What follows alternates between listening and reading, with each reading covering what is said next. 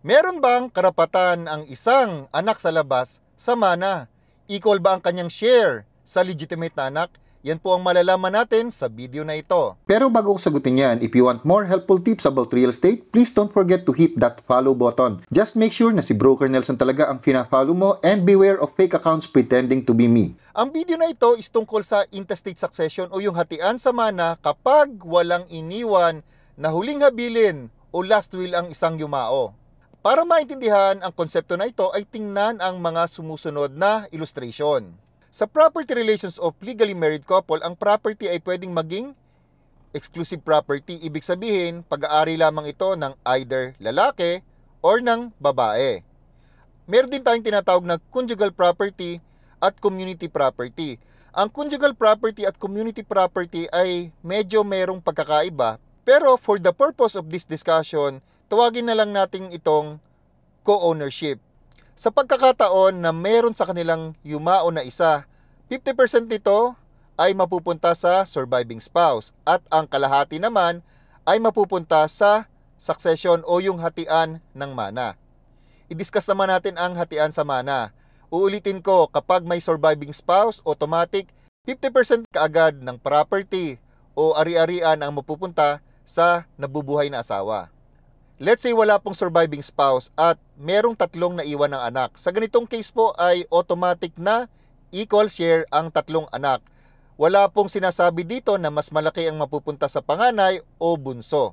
So sa case po nito ay meron silang tig 33.3% na share sa property o ari-arian ng yumao. Let's say ang yumao ay mayroong naiwan na tatlong anak at meron ding surviving spouse. Ang hatian po is magiging equal. 25% for each child at 25% for the surviving spouse. Ang surviving spouse po ay mayroong equal na share sa mga anak. Tandaan po natin na sa hatiang ito ay nakuha na ng surviving spouse ang kanyang 50% sa share ng co-ownership. Pero meron pang additional ito na 25% sa naiwang property ng yumao. Ngayon sabihin natin ang yumao is merong anak sa labas. Papaano naman ang magiging hatian? Sa ganitong case, ang isang illegitimate na anak ay merong 1/2 share ng legitimate na anak. So sa case na to, tig 40% ang dalawang legitimate na anak at 20% naman ang mapupunta sa illegitimate na anak. Sabihin natin na tatlo ang legitimate na anak. Sa case nito, tig to 28.6% ang tatlong legitimate na anak at kalahati lamang ng share ng isang legitimate na anak ang mapupunta sa illegitimate na anak. So sa case nito, 14.3% naman sa isang illegitimate na anak. Ngayon, sabihin natin na merong tatlong legitimate na anak at merong dalawang illegitimate na anak. Ito po ang magiging hatian.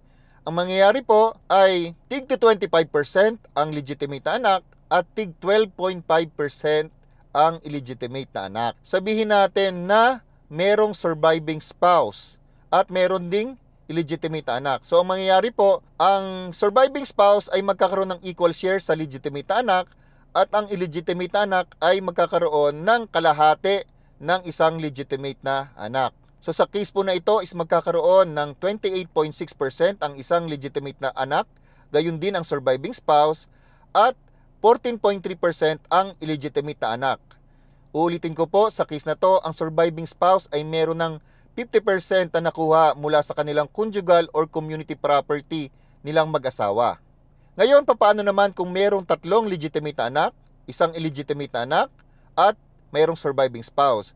So sa case na to, equal share ang tatlong anak at ang surviving spouse. At merong kalahati ng legitimate na anak ang isang illegitimate na anak. Sa case po na ito, merong tig to 22.2% ang bawat legitimate na anak at surviving spouse at meron lamang 11.1% ang illegitimate na anak. Tandaan po natin ang general rule dito na ang isang illegitimate na anak ay magkakaroon ng 1/2 share of a legitimate child at ang surviving spouse ay merong equal share to a legitimate na anak. Papaano naman ang hatian kung mas marami ang anak sa labas? At papaano din kung walang anak ang yumao? Kanino mapupunta ang mga properties at ari-arian? Yan po ang i-discuss natin sa susunod na video.